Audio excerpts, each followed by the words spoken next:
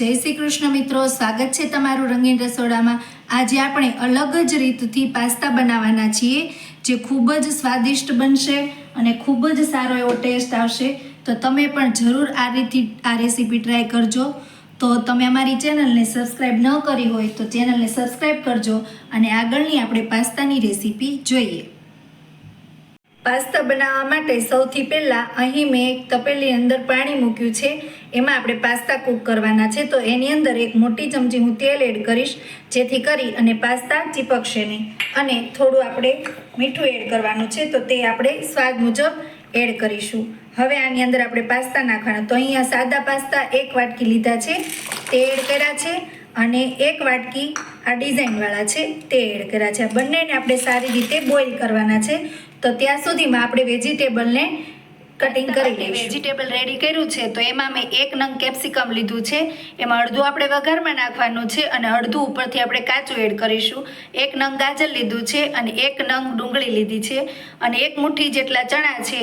આમ ગણો તો 1/4 વાટકી છે, અને 1/4 વાટકી મકાઈ છે, એ પણ બાફેલી છે। બંને વસ્તુ બાફેલી લીધી છે।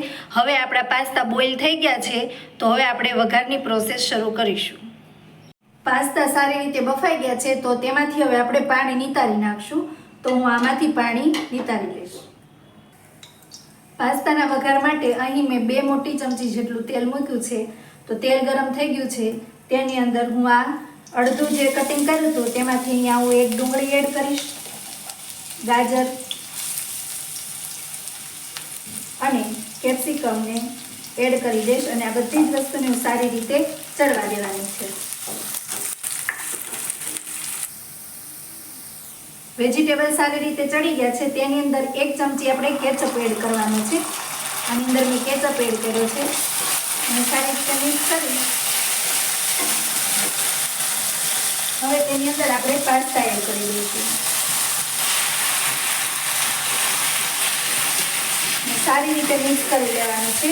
હવે આની અંદર મેં 1 ચમચી ચીલી ફ્લેક્સ લીધો છે, તે એડ કરવાનો છે, 1 ચમચી ઓરેગાનો એડ કર્યો છે, અને જે આપણે મકાઈ બાફી હતી તે એડ કરવાની છે, અને ચણા એડ કરી દેવાના છે, અને માયોનીઝ એડ કરવાનું છે। તો માયોનીઝને તમારે આ રીતે ક્રીમી બનાવી લેવાનું છે અને પછી એડ કરવાનું છે। તો અહીં મેં 2 મોટી ચમચી માયોનીઝ લીધું છે, અને તમે વધારે પણ એડ કરી શકશો। જે માયોનીઝ હશે તેમ પાસ્તા ટેસ્ટી બનશે।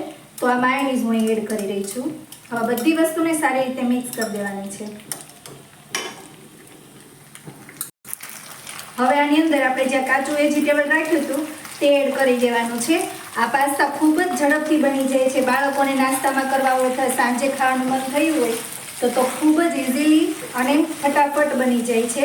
તો આ રીતે આ પાસ્તા આપણે બનાવી લેવાના છે। આપણા પાસ્તા રેડી થઈ ગયા છે, હવે તેને આપણે એક પ્લેટમાં લઈ લઈશું।